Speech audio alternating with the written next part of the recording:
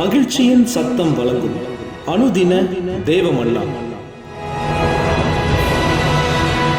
Voice of Joy presents Daily Manna by Reverend A. Benedict. தேவனுக்கு மகிமை உண்டாவதாக. இந்த நாளுக்குரிய தேவ மன்னாவாக மீகா 2ஆம் அதிகாரம் 13ஆம் வசனம். தடைகளை நீக்கி போடுகிறவர் அவர்களுக்கு முன்பாக நடந்து போகிறார். அவர்கள் தடைகளை நீக்கி வாசலால் உட்பிரவேசித்து கடந்து போவார்கள். அவர்கள் ராஜா அவர்களுக்கு முன்பாக போவார். கர்த்தர் அவர்கள் முன்னிலையில் நடந்து போவார்.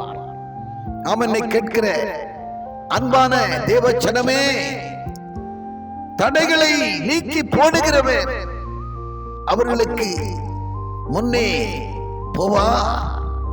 ஆம், நமக்கு எங்கு செல்வதாக இருந்தாலும், நாம் எங்கே பயணிப்பதாக இருந்தாலும், நம் ஆண்டவர் நமக்கு துணை இருப்பார் என்று சொன்னால், அவருடைய சமூகம் நமக்கு முன்னும் பின்னுமாய் இருக்குமே. ஆனால் தடைகளை உடைத்து போடுகிறவர், நமக்கு முன்பே இருக்கின்ற கோணல்களை செவ்வையாக்குகிறவர், நம்முடைய பிரயாண வேளையிலே போக்கிலும் வரத்திலும் துணை இருந்து தடைகளை அப்புறப்படுத்தி நமக்கு நாம் விரும்பும் காரியத்தை வாய்க்க பண்ணும்படி செய்கிறவராக இருக்கிறார்.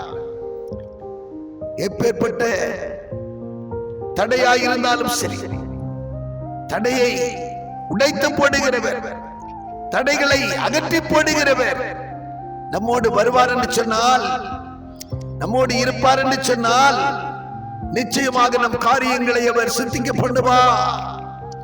எனவேதான் அன்று மோசே ஆண்டவரை நோக்கி அபயமிட்டான். ஆண்டவரே, உடைய சமூகம் எனக்கு முன் செல்லாதிருந்தால், நீர் என் கூட வராதிருந்தால் என்னை இங்கிருந்து அழைத்து செல்லாதிரும் என்று வேண்டிக் கொண்டார்.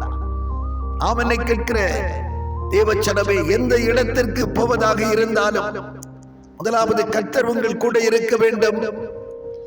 அவருடைய சமூகம் உங்கள் முன்னும் பின்னுமாய் செல்ல வேண்டும்.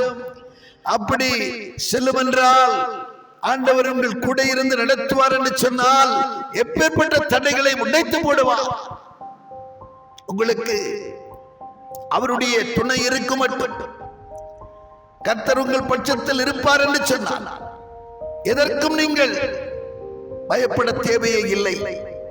1 யோவான் 4ஆம் அதிகாரம் 4ஆம் வசனம் சொல்லுகிற வண்ணமாக, உலகத்தில் இருக்கிறவனிலும் உங்களுக்குள் இருக்கிறவர் அவர் பெரியவராயிருக்கிறபடியா பெரிய காரியங்களை நீங்கள் காண்பீர்கள் என்கிறதிலே கொஞ்சமும் சந்தேகமில்லை. ஆமென்.